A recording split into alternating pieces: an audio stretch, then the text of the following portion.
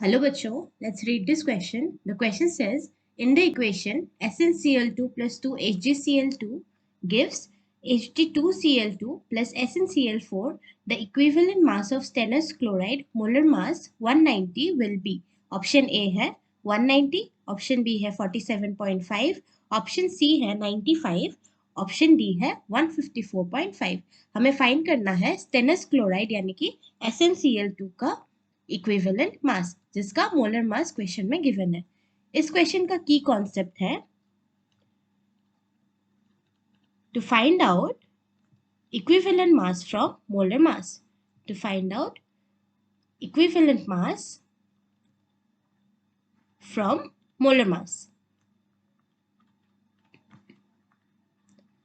Question में जो reaction given है that is SnCl2 reacts with 2HgCl2 and it gives Hg2Cl2 plus SnCl4.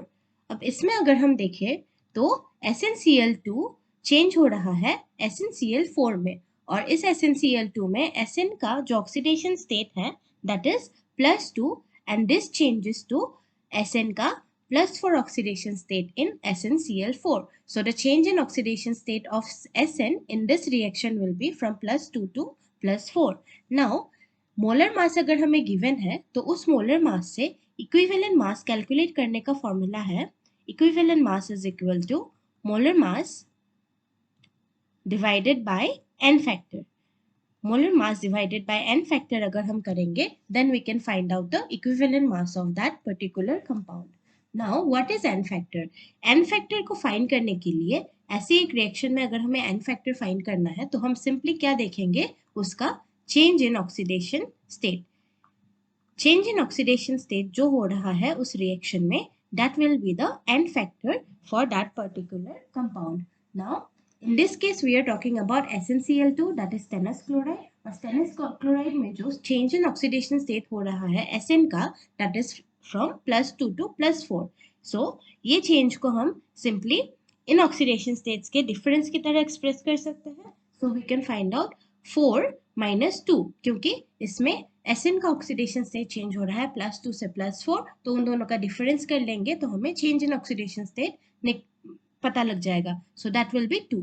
Change in oxidation state will be 4 minus 2, that is 2, and this 2 will be the n factor for SnCl2. So we can write that the n factor for SnCl2 in this reaction is 2. It is 2. और हमें पता है कि equivalent mass is equal to molar mass by n factor.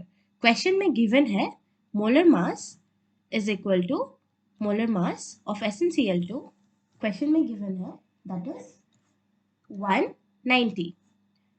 That is 190. Now we can find out the equivalent mass.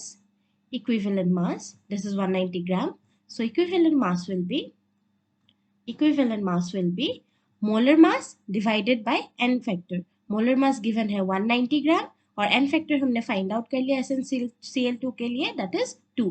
इसको जब हम calculate करेंगे the answer will be 95 grams. So SnCl2 का मोलर मास गिवन था 190 ग्राम, उससे हमने equivalent mass find out कर लिया that is 95 gram. So 95 gram is the equivalent mass of SnCl2 as per this reaction. So option check कर लेते हैं एक बार. ऑप्शंस में गिवन है ऑप्शन सी में 95 गिवन है. So the correct answer to your question will be option C, that is 95. The equivalent mass of SnCl2 is 95.